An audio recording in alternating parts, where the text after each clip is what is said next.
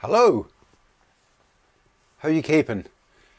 Welcome back to the McSherryStudio for another live stream, still live stream. Yes, I'm still getting ready. I'm rolling my sleeves up ready for work. So how are you? Do let me know where you're viewing from. Let me put this awkward microphone on. Does it sound good? just check. Hello, hello. A couple of you in there. Do let me know that you're there, and tell me what the sound is like. The visuals look good, I think. Yeah. And so while you're doing that, I'll tell you about the week, I suppose. We spent the week painting silver. That's kind of number 3 on the list of small objects to do when I'm teaching. So that's what I was doing because I have a number of new students. So I was showing them how I paint silver, and then they all had to go at the same kind of thing. So it meant me hoiking a load of silver. Thank you very much, Zavieg. Martin, isn't it? Yeah. And I've got a shocking memory, I'm telling you. Yeah, so I had to hoik this big supermarket bag of silver around with me, and I added a few glass objects as well, because some people are so used to painting the silver objects I've got that I needed to give them something else to put with it. So yeah, it was a good week. Plenty of lovely little paintings came out of the week. It's very gratifying to see people progressing, and most of it is down to getting the procedure down. Yeah, the procedure is the all-important thing that takes away the difficult parts of getting a painting done. Making sure that your paint is always in the same order, on your same palette, in the same place. There's plenty of room for real estate for mixing, and then going through the process one by one. In fact, one of my students, this is the great thing about having other people continually asking questions, I suppose, is that a couple of them had the object in front of them and then oriented the canvas that they were painting on the wrong way. For example, it was an object that was standing tall, kind of a taller than its wide object, and then painting a landscape canvas, with the canvas in landscape and the object sort of sitting there, and sort of losing a visual punch through doing that. And to somebody, when you've been painting an awful long time, you don't think about those things, so you forget to tell people that it's one of the steps. So that's the first thing you've got to do, is to check for your orientation. What way do you want to paint for best effect? Is it going to be landscape, or portrait, or a square canvas, or indeed any other kind of canvas, like a letterbox shape, or a circle or oval? Hello, Miles, how are you doing? Yeah, well, I probably won't get to 7 o'clock anyway on this one. I'm not going to do a demonstration today because I'm just too knackered after painting all week. My eyes are sore, and I just don't feel up to it. But I'm just going to go through, because I think it was Miles, it was you again, wasn't it, who asked about Tamara de Lempicka. And I told you that I'd actually done a kind of a Lempicka-esque illustration one time, so I kind of delved a little bit into that style, and I'm going to show you that later. But the great thing is I met one of ye sort of walking along the road after the class today, and it was I was kind of taken aback, really, to actually sort of put a face to one of the people here. Hello, Ivor. And it was great, and we just had a quick chat along the way, because I had a meeting to go to and I needed to get some lunch into myself. And it was interesting to exchange stories about how we started, because I was, when I was at school, I was considered to be the best drawer in the class, because there's always one or two, isn't there? And so I found my place in the pecking order through drawing. And I think with the way youths are, I got quite arrogant, I think, by the time I left school. I thought, yeah, well, I can do all this stuff. and I went into the printing trade. I put a portfolio together because the person in the job centre said, well, how would you like to go into? And she kind of looked at her, what do they call it? Those things, roto index, whatever thing, and found out this company was looking for an apprentice. And she said, JT Graphics, well, sort of graphics in it, that must be something to do with art. And so I put a portfolio together and went down there and showed them. The guy who interviewed me said, oh, very nice. And he looked a bit sort of nonplussed, why I was showing him a portfolio, because really the job had nothing to do with art at all. It was printing, printing plates for the printers. And so nobody ever looked at my portfolio again, including me. And so I was 17 years in that business. And then when I came out of it, I thought, well, now's the chance, early to mid 90s, 93 I think it was. I kind of was made redundant for the last time, and I thought, well, now's the time to do something, if I'm going to do something in art at all.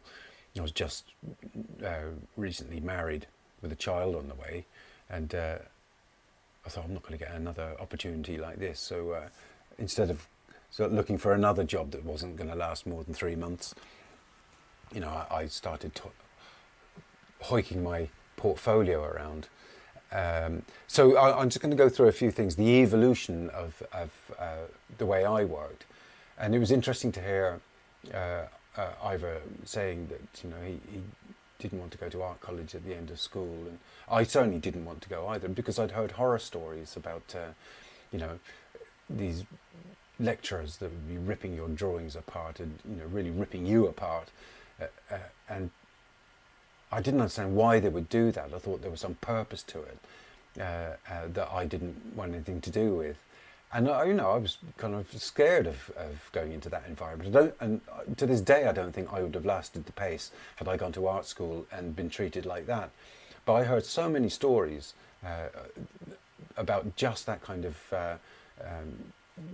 behaviour. And in those days, they certainly didn't want people who are into drawing and painting, and they called it chocolate box art. And my sister, who was no mean painter herself, said exactly that after she went to college.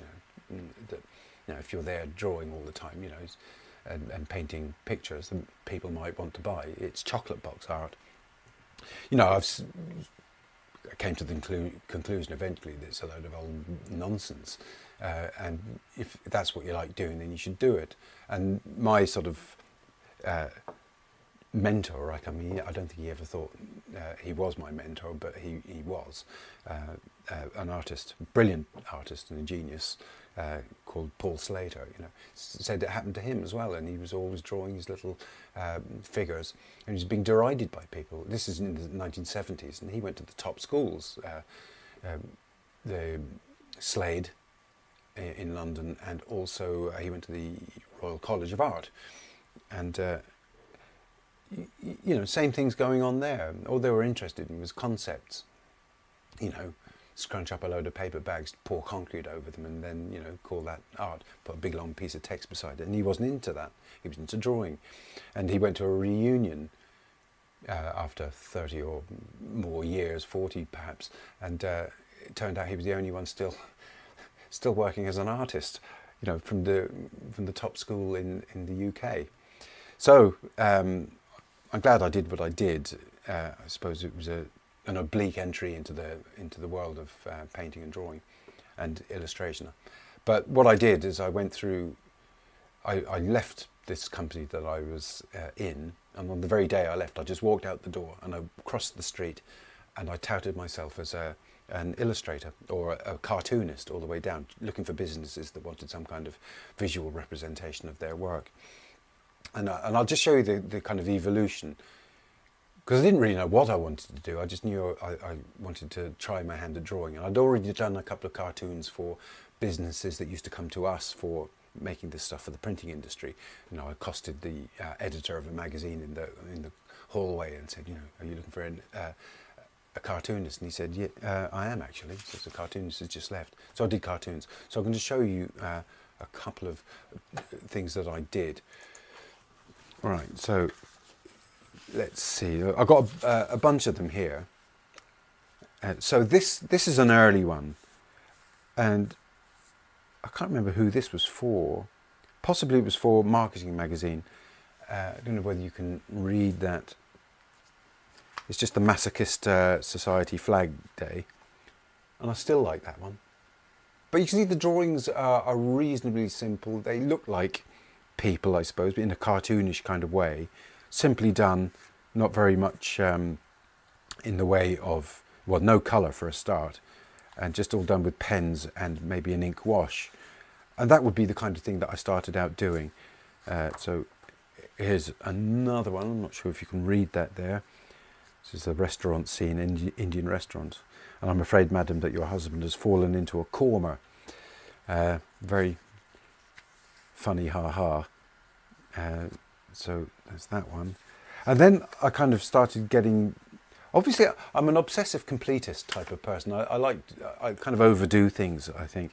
Just looking at this, and I started doing all this cross-hatching, you know, for effect. And there's a French illustrator, a cartoonist called Serre, S-E-R-R-E, and he used to draw very much like that. I didn't know him at that time, but obviously he's the same kind of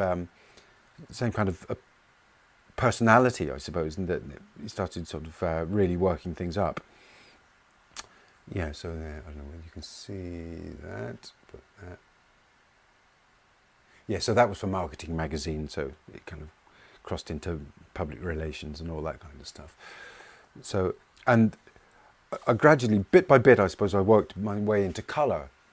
And so this is a black line drawing and colour added. I'm looking at it, and to me it's very naive. I mean, it's okay, and it certainly does for an illustration, but ultimately unsatisfactory for me anyway. And I always felt that every job that I did, every job that somebody paid me for, was the impetus to move on to the next job and try and sort of improve it, improve my output for the next job. So I was getting people to pay me to learn how to paint, I suppose it was that. And eventually I went in, I blagged my way into the Irish Times, and I got a load of work from them. And just reaching across here, and the kinds of stuff that I was doing at the time would be like this. You see, I wasn't sort of paying too much attention to the details in faces and things. I'm pretty sure that I probably couldn't have done them very well. I'm just looking at it, you know, I'm a bit sort of, I look at it and I think, gosh, how I couldn't draw. And I also discovered that everyone who was a professional illustrator was better than me. So that sort of gave me the impetus to keep going, I suppose, the competitive spirit.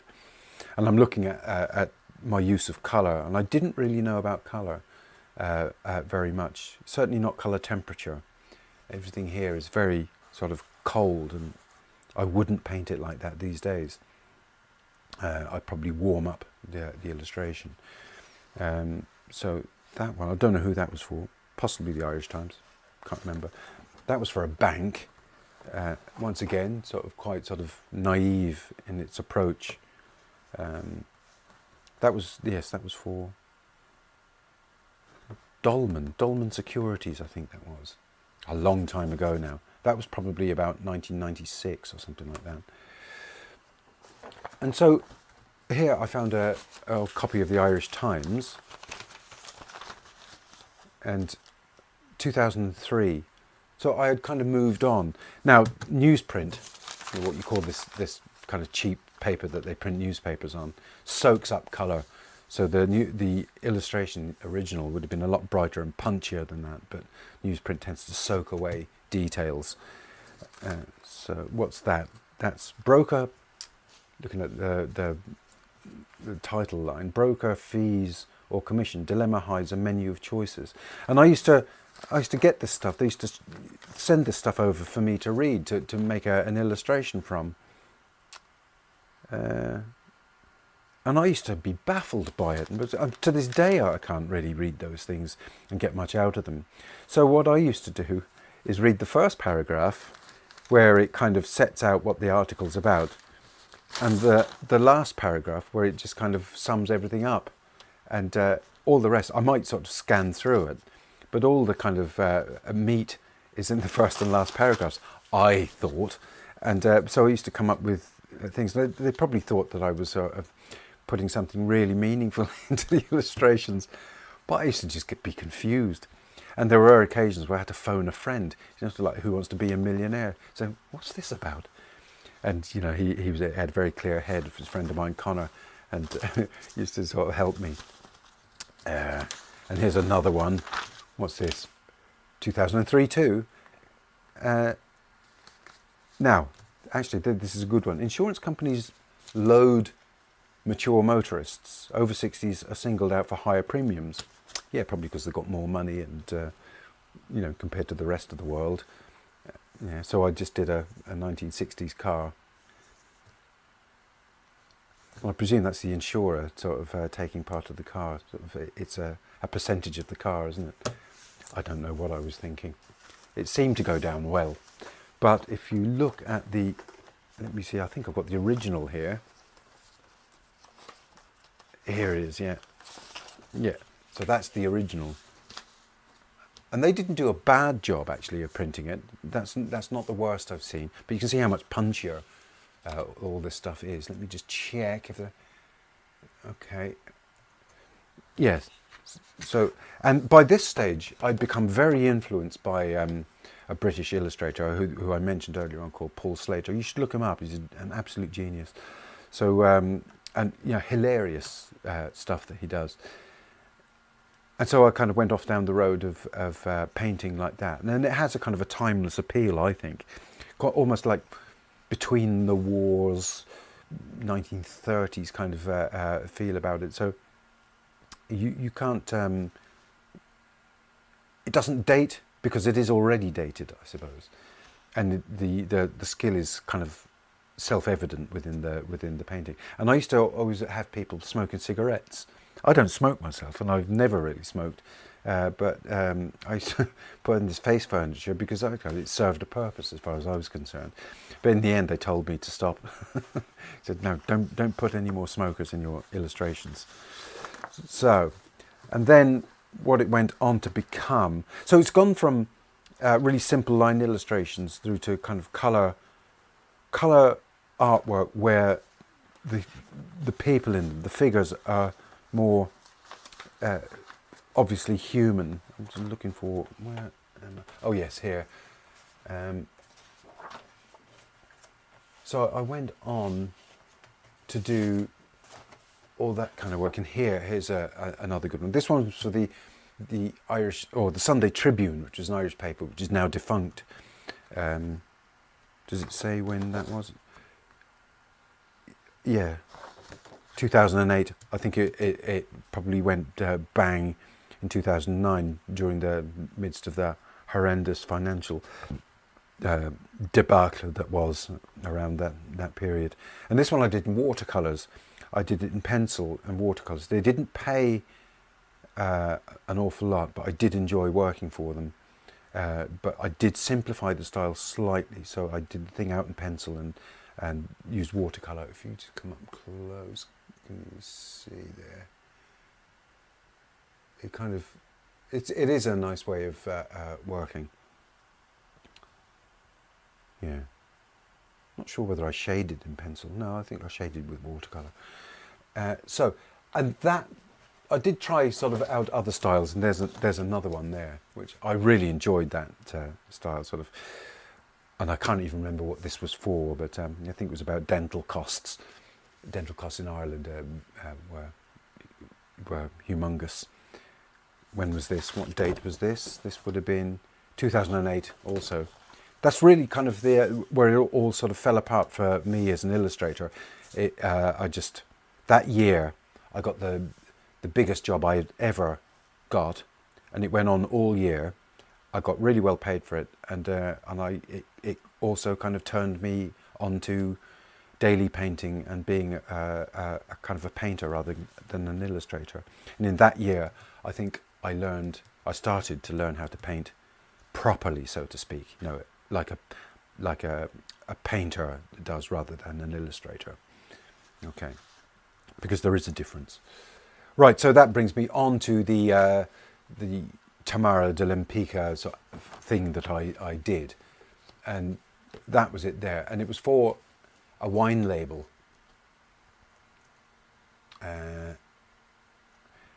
Yes, a wine label, which never happened in the end. Okay, so it was an American company. They wanted they had a new wine. They wanted to have a label for it, but they also didn't have a name for the wine. And I don't know whether I put a hex on it or whatever, but I came up with a name for them. They could call the wine Beaux-Arts, you know, and then which fed into this sort of fin de siècle style that I kind of almost. It's a bit like Mucha as well, Alphonse Mucha. That I was thinking along those lines, and this was a colleague of my wife, and I just said, "Look, would you mind just sort of putting your chin on your hand and resting it on the table for a bit?" And so that's where I got that reference from. And then the ribbon-like hair is the closest I've ever come to a Tamara de Lempicka style. And I continued the ribbon sort of all the way through the body or whatever, and just had the head go. Yeah, so that job went away, and that was the end of that one.